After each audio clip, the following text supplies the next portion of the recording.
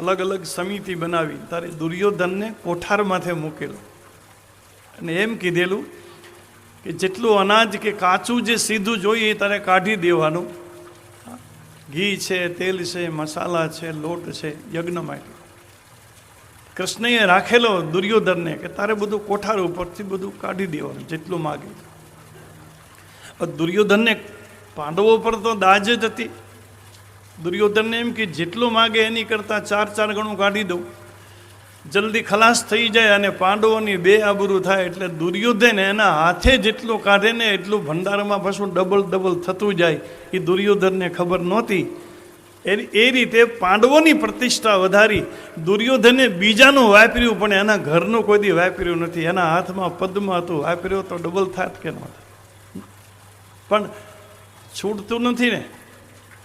સંપત્તિને સાચે રસ્તે વાપરવી. સુદામાના તાંદુલ તો આંચકી લીધા છે. શું કામ આંચકી લીધા? પોટલી ભાગવતની કથામાં તમે સમજો, આપણને ખ્યાલ છે. કૃષ્ણને કંઈ કમી નહોતી. કૃષ્ણના ઘરમાં 56 ભોગ હતા, એને તાંદુલની ભૂખ નહોતી. પણ કૃષ્ણને એમ કે સુદામાજી જો મને થોડુંક આપી દઈ ને તો એના બદલામાં હું ઘણું બધું એને આપી દઉં. પરમાત્મા આપણી આગળ માગે છે આપણને આપવા માટે, એને કોઈ કમી નથી, પરમાત્માને જરૂર નથી. પણ આપણે થોડું જો પરમાત્મા માટે પ્રદાન કરીએ તો એના બદલામાં પરમાત્મા મને તમને ઘણું બધું આપી શકે. પણ આ જીવ છે ને એ કંજૂસ છે, આપણો સ્વભાવ લોભીઓ છે. આપણે પરમાત્માને અર્થે સત્કર્મની અંદર, ધર્મ કર્મની અંદર આપણે સંપત્તિને વાપરી શકતા નથી. રામચરિત માનસમાં ભગવાન શંકર પણ પાર્વતી આગળ બોલ્યા છે કે સંપત્તિના 4 રસ્તા છે. જોકે લક્ષ્મીજી સમુદ્રની પુત્રી છે અને સમુદ્ર ચંચલ છે, એટલે લક્ષ્મીજીમાં આનુવંશિક ગુણધર્મ આવ્યા હોય. લક્ષ્મી ચંચલ છે, રહે નહીં. એટલે કવિએ તો એમ લક્ષ્મીને એમ કીધું કે તું રહી નહીં અને રહસી નહીં, તેનો તો યહી સ્વભાવ. તું ક્યાંય રહી નથી, તું ક્યાંય રહેવાની નથી, આ તારો સ્વભાવ છે ચંચલતા. ક્ષણિક માટે તું આવી જા. તું રહી નહીં અને રહસી નહીં, તેરો તો યહી સ્વભાવ. મેરે કર મેં પદ દઈ, જીત ચાહે તીત જાવ. કવિએ કીધું લક્ષ્મીને કે એકવાર મારા હાથમાં તું આવી જા અને મારા હથેળીમાં તું ચરણ પધરાવી દે, અને હું સારે રસ્તે, ધર્મના રસ્તે, પરમાત્માના રસ્તે તને વાપરી નાખું. પછી તારે જ્યાં જવું એના જજે, પણ મને એક જસ તો મળી જાય, મને એક કલ્યાણનો રસ્તો તો મળી જાય. એમ સંપત્તિ તો આવે અને સંપત્તિ જાય. પરિવર્તનશીલ જગતનો નિયમ છે. સંપત બાદલ સમાન, 2 दिन બીજબાન જાન, દુર્બલ કો અન્નદાન. क्यों नहीं देता कोई करता नहीं, गानता न देता नहीं, मान पान लोभी लंपट तू लाभ क्यों नहीं लेता. कोई कवि को सुनता न कान, धरता नहीं कछु ध्यान. आखर होगा हैरान हिम्मत हारी, माटे तजी दे अभिमान पान. मेरो तो कहो मान, અંતે છૂટ જાત પ્રાણ જૂઠી યારી. સંપત્તિ તો વાદળાની સમાન છે. નંદરાજાએ તો આટલી બધી ભેળી કરી હતી ને, આખી દુનિયાનું નાણું નંદરાજાએ ભેળું કર્યું હતું. એક દમડે ઊંટ વેચવા કાઢ્યું અને કબરું ખોદાવી, જેણે દોકડા કાઢ્યા એ મળદાના મુખમાં. આટલો બધો ધનનો ચાહક માન. આખી દુનિયાનું ધન એની આગળ જ હોવું જોઈએ. અને એ રીતે આખી દુનિયાની સંપત્તિ ભેળી કરી અને દરિયાની અંદર કોઠીઓ બનાવી. પણ એ નંદરાજાનું નાણું જોખમાનું સમુદ્રની અંદર જ થયું. આપણા લોક કવિઓ લખે ને, એ નંદરાજાએ ભેળી કરીને ધરામાં ઊંડી ધરી. નંદરાજાએ ભેળી કરીને ધરામાં ઊંડી ધરી. અંત સમયે ગેબ થઈ ગઈ, અંત સમયે ગેબ થઈ ગઈ.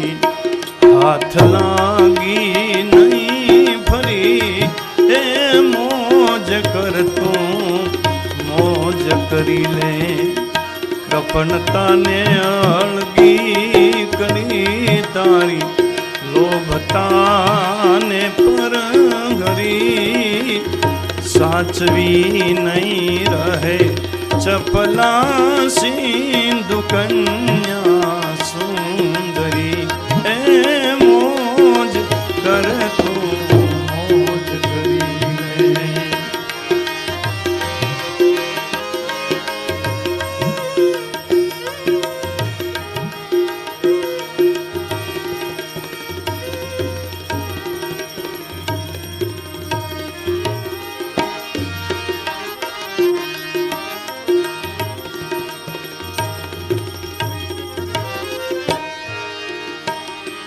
એ વણ ઉદ્યોગે કરે વાતું પુરુષાર્થથી રહે પરી વણ ઉદ્યોગે કરે વાતું પુરુષાર્થથી રહે પરી જેવી છાયા ભાઈ બાદલ કેરી જેવી છાયા ભાઈ બાદલ કેરી એવી માયા ઈશ્વરી મોજ કરતો મોજ કરીને કૃપણતાને અળગી કરી તારી લોભતાને પરહરી સાચવી નહીં રહે ચપલા સિંધુ કન્યા સુંદરી એ મોજ કરતો મોજ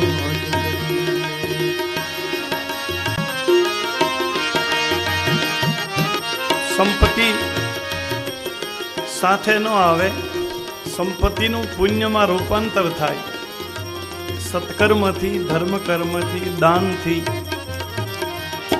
તો પુણ્ય સાથે આવે સંપત્તિ સાથે ના આવે અને પરમાત્માનું જ છે બધું આપણું તો કાંઈ છે જ નહીં આપણે આવ્યા ત્યારે કાંઈ સાથે નથી લાવ્યા જશું ત્યારે કાંઈ લઈ જવાનું નથી આ વચગાળાનું પરમાત્માએ મને તમને આપ્યું હોય થોડીક વિવેક બુદ્ધિનો ઉપયોગ કરી થોડુંક મન મોટું રાખીને હૃદય મોટું રાખી અને થોડું જો સત્કર્મ થાય સાચા અર્થે જો મારીને તમારી સંપત્તિ થોડી વપરાય તો એ પાછું અનેક ગણું થઈને પાછું આવશે.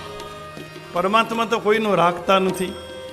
હજી સુધી એવો કોઈ બનાવ નથી, એવો કોઈ દાખલો નથી કે ભગવાનને અર્થે જેણે વાપર્યું છે એ બધા એનું ખલાસ થઈ ગયું ને એ બધા ભિખારી થઈ ગયા એવું હજી સુધી ક્યાંય સાંભળ્યું નથી. પરમાત્માએ તો બધાને પાછું અનેક ગણું કરીને આપ્યું છે, પણ ઉદારતા છે ને એ તો પરમાત્માનો ગુણ છે, જીવનો ગુણ નથી. ઉદારતા આપણો ગુણ નથી, ભગવાનનો ગુણ છે. અને પરમાત્માએ કોકને જ એના ગુણ આપ્યા છે.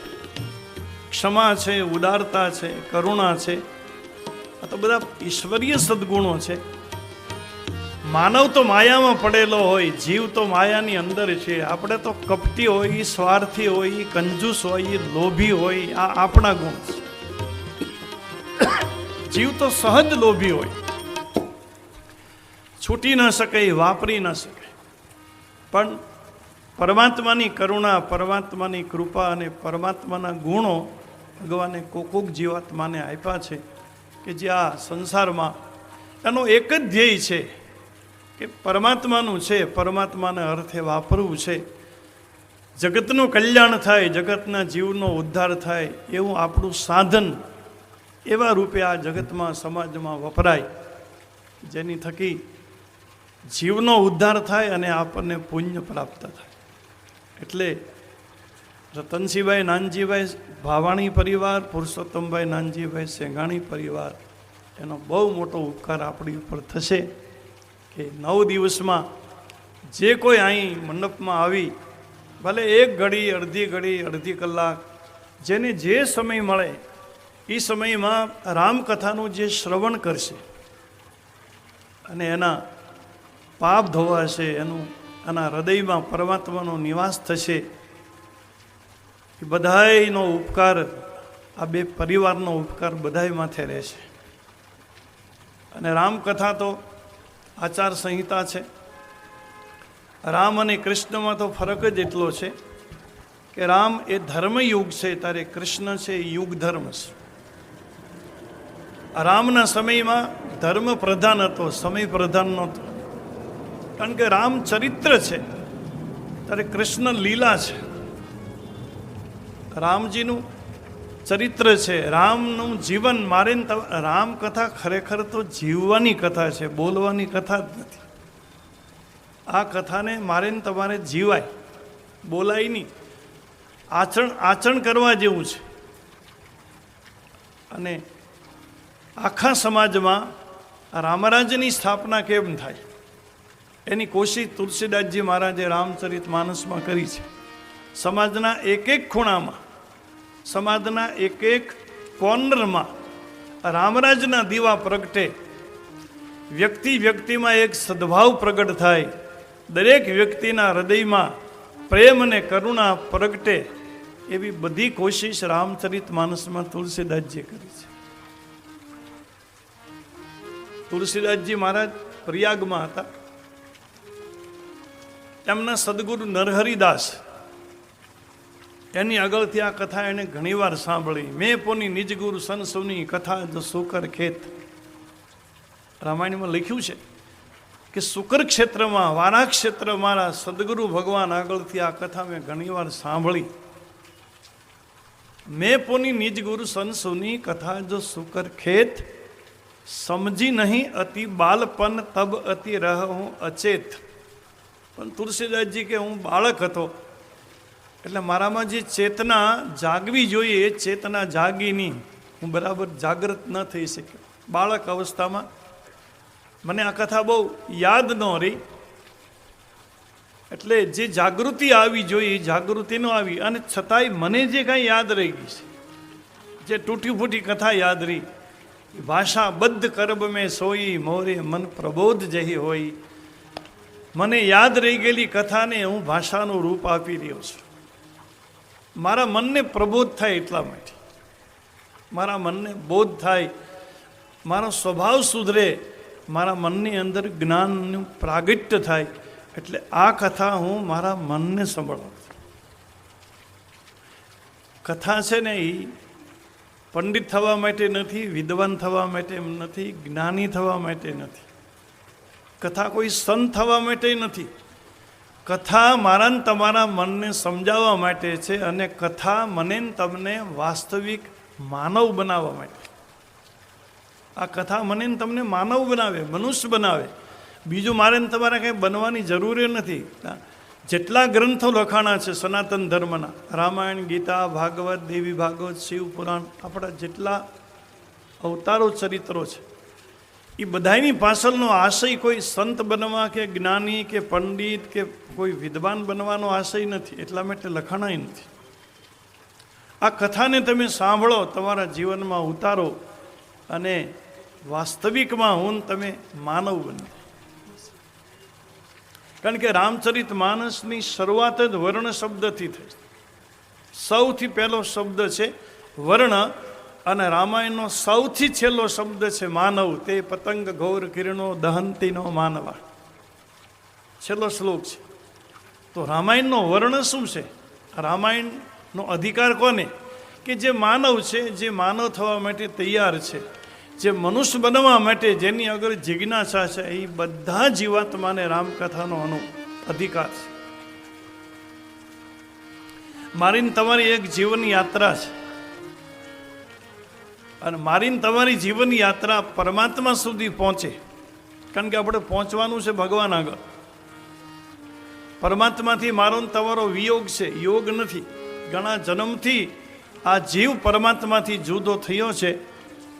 મનુષ્ય જન્મમાં ફરીવાર પરમાત્માનો યોગ થાય, પરમાત્મા સાથેનું મિલન થાય. એટલા માટે આ મારી તમારી જીવન યાત્રા છે. પણ યાત્રામાં અમુક વસ્તુ જરૂરી જોઈએ. આપણે યાત્રા કરવી હોય તો 2-3 વસ્તુ સાથે રાખવી પડે. એક તો ભાતું રાખવું, પાથે. એક તો ભાતું જુએ, પછી એક કોઈ સથવારો જોઈએ, કોઈ ભોમિયો માણસ, કોઈ ગાઈડન્સ, જેને રસ્તો જોયો છે. અને મારે ને તમારે ક્યાં પહોંચવું છે એ લક્ષ્ય પહેલેથી નક્કી કરવું પડે કે મારે આ જગ્યાએ પહોંચવું છે. આ ત્રણ વસ્તુ બહુ જરૂરી છે. એક તો ભાતું જોઈએ, સાથે બીજો એક ભોમિયો જોઈએ, માર્ગદર્શક, અને મારું ને તમારું ગંતવ્ય સ્થાન નક્કી હોવું જોઈએ. એમ રામ સુધી પહોંચવા માટે મારે ને તમારે ત્રણ વસ્તુની જરૂર છે. એ રામાયણમાં લખ્યું છે તુલસીદાસજી મહારાજ. જો શ્રદ્ધા સંબલ રહિત નહીં સંતન કર સાથ, તીન કહું માનસ અગમ ગતિ, જીનહીન પ્રિય રઘુનાથ.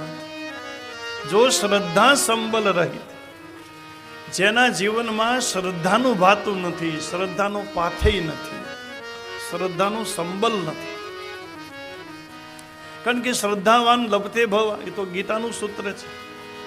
આધ્યાત્મિક જગતમાં, ભાવ જગતમાં એને જ લાભ મળે જે શ્રદ્ધાવાન છે. શ્રદ્ધા બીજા શબ્દોમાં આસ્થા કહેવાય. તો જેના જીવનમાં શ્રદ્ધાનું ભાતું નથી, જેના જીવનમાં કોઈ સંતનો સથવારો નથી, મારે ને તમારે જીવનમાં કોઈ સંતને સ્થાન આપવું જોઈએ, અથવા તો કોઈ સદગુરુને સ્થાન આપવું. કારણ કે સંતના માધ્યમ સિવાય, સદગુરુના માધ્યમ સિવાય પરમાત્મા સુધી પહોંચી શકાતું નથી. કારણ કે પરમાત્માના રસ્તા બધા અટપટા છે, ભૂલ ભૂલામણી વાળા છે. સંત સગો કા ગુરુ સગો, અંત સગો એક રામ. આ જગતમાં સગા ત્રણ જ છે, બાકી કોઈ નથી. કાં સંત, કાં સદગુરુ, અને ત્રીજો પરમાત્મા. સંત સગો કા ગુરુ સગો, અંત સગો એક રામ. તુલસી સંસાર में जीव को तीनों ठोर विश्राम. વિશ્રાંતિ લેવાની જગ્યા. વિશ્રાંતિ એટલે અંદરની જે શાંતિ, આત્મિક જે શાંતિ, માનસિક શાંતિ, એવી આ જગતમાં ત્રણ જગ્યા છે, ચોથી જગ્યા જ નથી. તમે ગમે ત્યાં જાઓ, મને તમને કોઈ જગ્યાએથી વિશ્રામ, આપણે ઘણીવાર એવું થાય ને, આપણે ઘણીવાર કંટાળી જાય. આપણું પારિવારિક ટેન્શન હોય, ધંધાનું ટેન્શન હોય, કુટુંબનું ટેન્શન હોય, તો ઘણીવાર આપણે આમ કંટાળી જાય ને પછી આવો વિચાર કરીએ કે થોડા દિવસ બહાર ફરી આવી તો આપણને મજા આવે, આનંદ આવે. એટલે આપણે થોડા દિવસ બહાર કંઈક ટૂરમાં જતા રહીએ, પ્રવાસમાં. પણ એક પહેલાં મોટી શરત એ છે કે આનંદ ક્યાંય જવાથી નહીં મળે, કોઈ જગ્યાએ આનંદ નથી. આનંદ જો ઘરમાં હોય, મજા જો ઘરમાં હોય ને તો થોડીક હારે લેતી જાવી તો મજા આવશે, બાકી કોઈ જગ્યાએ મજા છે નહીં. આપણા ઘરમાં જો મજા હોય, ઘરમાં આનંદ હોય તો થોડુંક હારે લેતું જવું તો આપણને મળે. એમ અંદરની શાંતિ હશે ને તો બધે શાંતિ મળશે, બાકી અંદર શાંતિ નહીં હોય તો ગમે ત્યાં જશું આપણે. કારણ કે શાંતિ તો હૃદયનો ધર્મ છે. સુખ મને તમને બજારમાંથી મળે, શાંતિ બજારમાંથી ન મળે. પલંગ બજારમાંથી ખરીદી શકાય, ગાડલું ખરીદી શકાય, પણ ઊંઘ ન ખરીદી શકાય. ઊંઘ તો અંદરથી જ આવે. બજારમાંથી, કન્ઝ્યુમર્સના સ્ટોરમાંથી બધું મને તમને, રસકસની દુકાનમાંથી બધું માલ મળે. ભૂખ વેચાતી ન મળે. ભૂખ તો અંદરથી ઊભી થાય ને ત્યારે બધું સારું લાગે, અને એ બધું કુદરતી દત્ત છે. એમ શાંતિ, વિશ્રાંતિ જોતી હોય તો આ જગતમાં ત્રણ જગ્યા છે. કાં કોઈ સંતને શરણે પહોંચી જવાય, કાં કોઈ સદગુરુનું શરણું લઈ લેવાય, અને સંત અને સદગુરુ ન મળે તો અંતે પરમાત્માને ચરણે પહોંચી જાય. એ સિવાય મને તમને આ જગતમાં કોઈ જગ્યાએ વિશ્રાંતિ કે કોઈ જગ્યાએ શાંતિ નહીં મળે. કારણ કે માયાનો તો બધે ફેલાવો છે, માયા સર્વવ્યાપક છે. એમાંથી મને તમને બચાવે કોણ? તન મનના તાપ મિટાવે સંત શરણે જો જાવે મનના તાપ મિટાવે સંત ચરણે જો ધન મનના તાપ મિટાવે સંત શરણે જો જાવે તન મનના તાપ મિટાવે રે સંત ચરણે જો જાવે એ જીવ ભય પદને પાવે સંત શરણે જો જાવે જીવ અભય પદ પાવે સંત શરણે જો જાવે તન મનના તાપ મિટાવે સંત શરણે જો જીવય ભય પદ પાવે સંત શરણે જો જાવે એ સંત શરણે જો જાવે સંત શરણે જો જાવે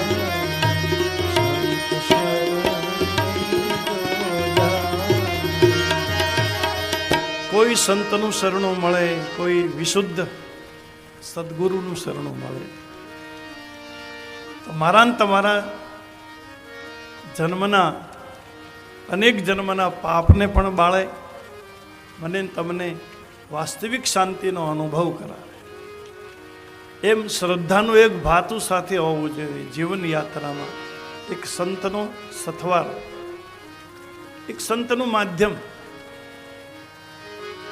અને હું તો એમ કહું છું કે જીવનમાં એકાદ બે જગ્યા એવી પણ રાખો કે તમે જ્યાં ખાલી થઈ શકો આપણો કોઠો આપણે હળવો કરી શકીએ એવી એકાદ ભલે આપણે ગમે એટલા મુત્સદ્દી હોય ગમે એટલા આપણે હોશિયાર હોય પણ આપણે બધું તો કેટલું રાખી શકશું અંદર આપણે કેટલું ભરી શકશું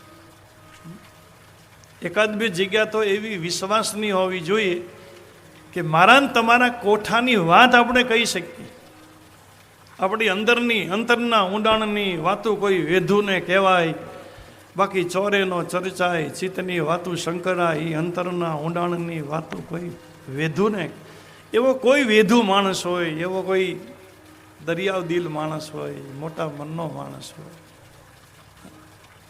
તો એવી એકાદ બે જગ્યા તો આપણે રાખવી જોઈએ કે આપણી જે સાચી અથવા તો સુખ દુઃખની વાતો જેની આગળ આપણે રજૂ કરી શકીએ આપણે અંદરથી હળવા થઈ શકીએ આપણે અંદરથી ખાલી થઈ શકીએ તમને ખબર છે કે પુરુષોમાં જેટલા એટેક આવે હાર્ટ એટેકના જેટલા હુમલા પુરુષોને આવે એટલા બહેનોને ન આવે બહેનોને લગભગ એટેક આવે જ નહીં એ લાવી દે બાકી આવે નહીં એનું કારણ શું છે ખબર છે કે બેનું લગભગ ખાલી જ થઈ જાય બે બહેનો મળે એટલે વાત કરતા કરતા એ પછી સામસામી રડી પડે ને આંસુ વહાવી દે એ તરત જ અંદરથી ખાલી થાય અને આપણે મોટા એમનામ બધું અંદર રાખી અમને કોઈ સમજે નહીં અમને કોઈ જાણે નહીં એ અંદર બધું ભેળું કરો ને પછી વિસ્ફોટ થાય એટલે એનો સીધો એટેક આવે બેનો તરત ખાલી થઈ જાય બધી કારણ કે એને એ અંદર રાખતા નથી બેનું જેને વાત કરે એને એમ જ કહે કે હું આ તમને જ કહું બીજા કોઈને કહેતી નથી આ તમને જ કહું બીજા કોઈને કહેતી નથી એમ કહેતી જાય ને આખા ગામમાં બધાને વાત કરતી જાય આ તમને જ કહું એનો એક સ્વભાવ છે જોકે ધર્મરાજાએ કુંતા માતાને, આ તો ધર્મરાજાનું સૂત્ર છે. કુંતા માતાને રોજ પગે લાગે. ધર્મરાજા ગાદી માથે બેઠા, કૌરવો બધા મરાઈ ગયા પછી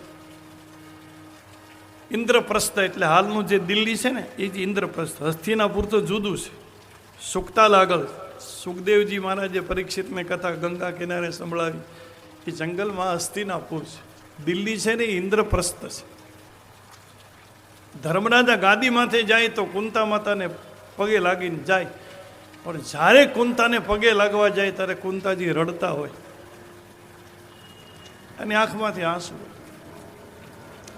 ધર્મરાજા એકવાર પૂછ્યું કુંતાજીને કે માં તું રડતી જો, હું તને જ્યારે પગે લાગવા આવું ત્યારે તારી આંખમાં આંસુ જ હોય છે શું? કુંતાજી કહેતા નહોતા. તો કે ના, કાંઈ નથી. ધર્મરાજાએ સોગંદ આપ્યા કે તું જો માં વાત ન કરને તો તને મારા સોગંદ છે. તો એ કુંતાજીએ વાત ન કરી. અર્જુનના સોગંદ દીધા કે માં વાત કર, તું શું કામ રડે છે, તને અર્જુનના સોગંદ છે. અને છતાંય કુંતાએ પેટ ન ખોલ્યું. છેલ્લે ધર્મરાજાએ કૃષ્ણના સોગંદ આપ્યા કે માં હવે તું વાત ન કરતો, તને કૃષ્ણના સોગંદ છે. ત્યારે કુંતાજીએ ધર્મરાજાને કીધું કે મને રડવું એટલા માટે આવે છે કે કર્ણ છે ને એ તારો મોટો ભાઈ છે. પાંડવોને ખબર નહોતી, ધર્મરાજાને ખબર નહોતી કર્ણ અમારો ભાઈ છે, સૂર્યપુત્ર છે, કુંતાનો દીકરો છે. પણ દુર્યોધનના પક્ષમાં હતો એટલે કર્ણ મરાણો છે, અને દીકરો મરાણો એના દુઃખમાં કુંતાજી રોજ રડતા હોય છે, ભલે પાંડવો રાજાથી. પણ આ રહસ્યની કોઈને ખબર નહોતી.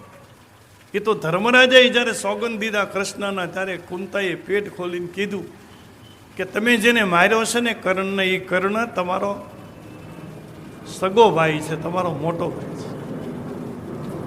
બધી વાત કરી કુંતા માતાએ કે કર્ણની કઈ રીતે ઉત્પત્તિ થઈ છે.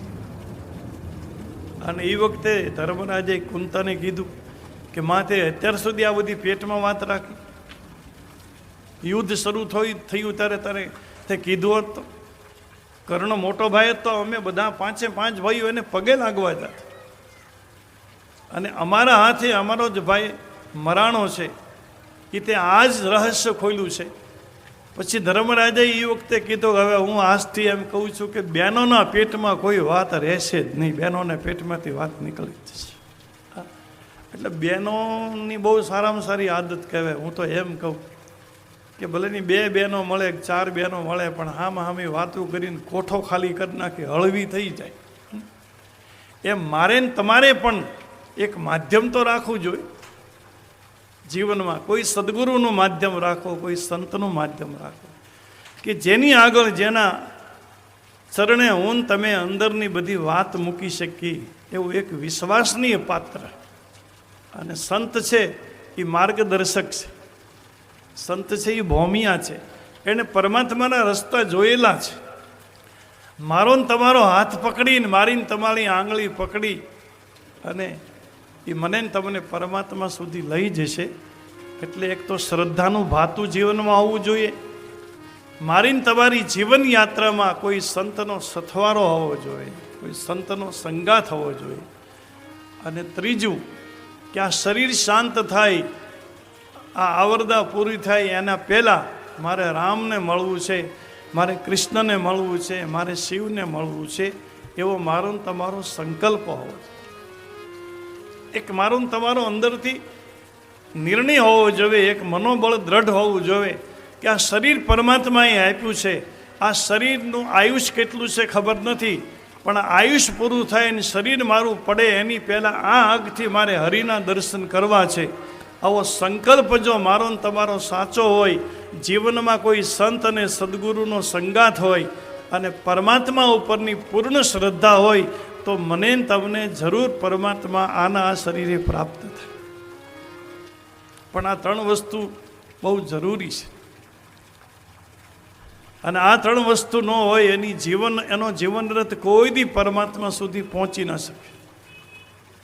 એટલે રામચરિત માનસ એ આચાર સંહિતાનો ગ્રંથ છે. આમ તો રામચરિત માનસ એ 5મો વેદ કહેવાય. મારા ને તમારા જીવનમાં શું ઘટે છે અથવા તો આપણા જીવનમાં શું હોવું જોઈએ, એક એવો સરસ મજાનો આયનો છે, દર્પણ છે કે તમે રામાયણની સામે ઊભા રહ્યો એટલે આપણને ખબર જ પડે કે આપણા જીવનમાં સુધારો કરવા જેવી કેટલીક બાબતો છે જે આ મારે ને તમારે સુધારી લેવી પડે. તુલસીદાસજીની બધી જ ચોપાઈઓ આમાં જે રામાયણની ચોપાઈ છે બધી મંત્રમય ચોપાઈ છે, બધી સિદ્ધ થઈ ગયેલી ચોપાઈ છે. તમે કોઈ પણ ચોપાઈનો પ્રયોગ કોઈ પણ કાર્ય ઉપર કરી શકો. બધી જ વસ્તુ આમાં છે.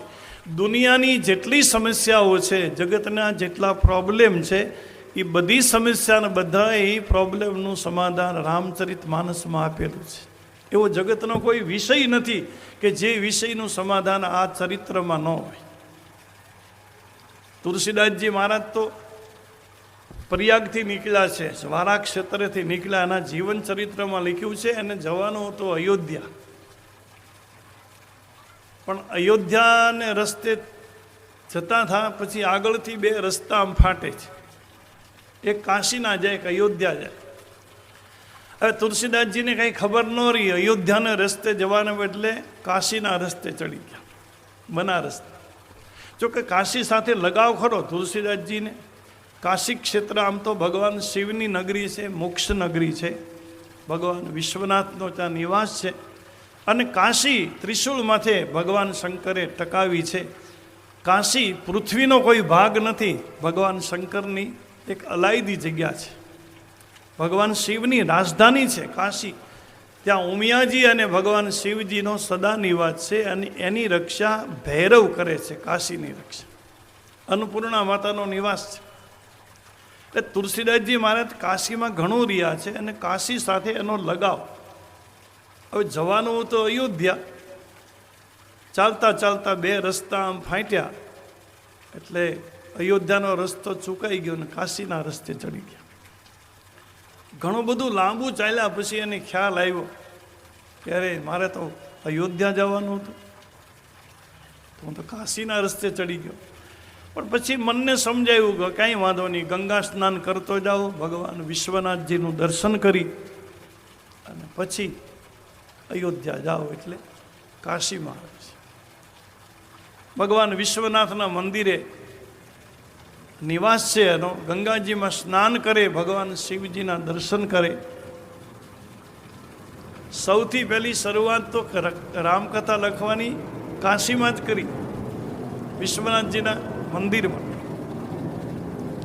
પણ સંસ્કૃતમાં કથા કરે. તુલસીદાસજી લખે સંસ્કૃત ભાષામાં, પણ બને એવું કે દિવસે જે કથા લખે એ રાત્રે ગાયબ થઈ જાય, રાત્રે ખોવાઈ જાય. જેટલી દિવસે કથા લખે રાત્રે કંઈક ગેપ થઈ જાય, સવારે મળે નહીં. આવું એક દિવસ નહીં, આવું 7 દિવસ થયું. તુલસીદાસજી વિચાર કરે કે હું દિવસે કથા લખું, રાત્રે ગેપ થઈ જાય, ગાયબ થઈ જાય.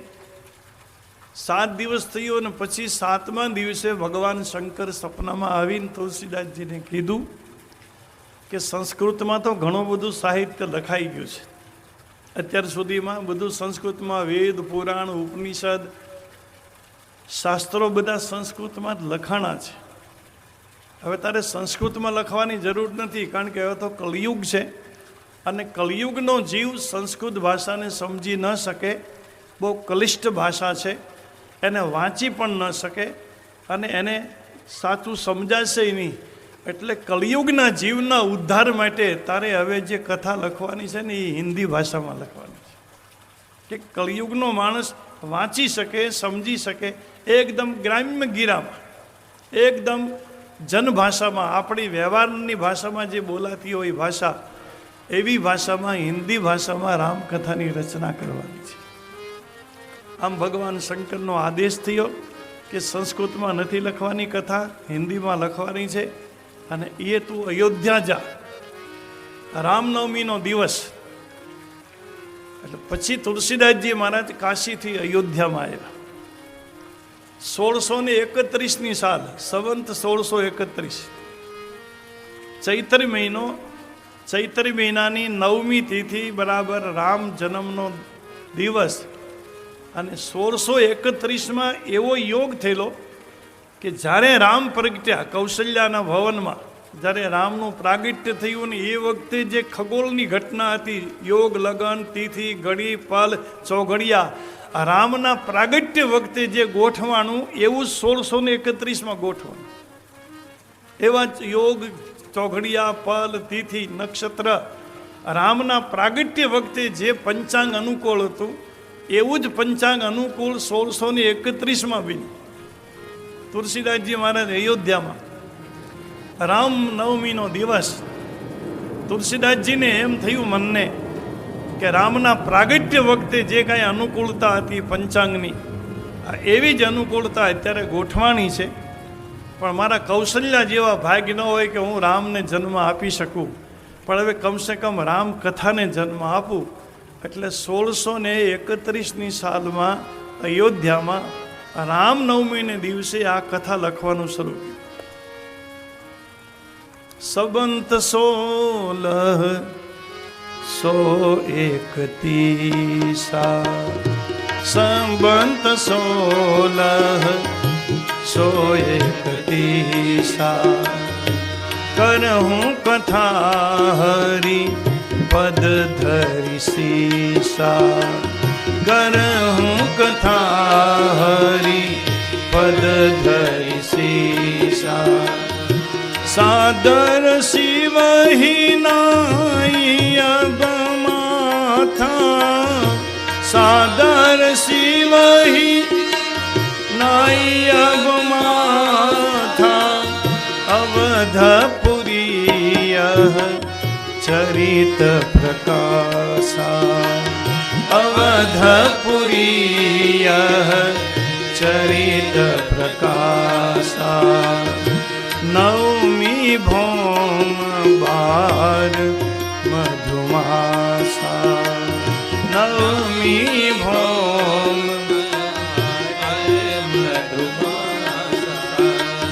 કરહું કથા હરિપદ ધરી સીસા, કરહું કથા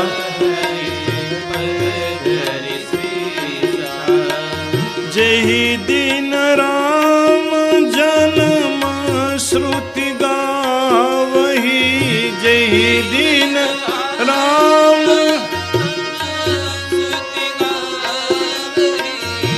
તીરથ સકલ તહાં ચલી આવહી, તીરથ સકલ તહાં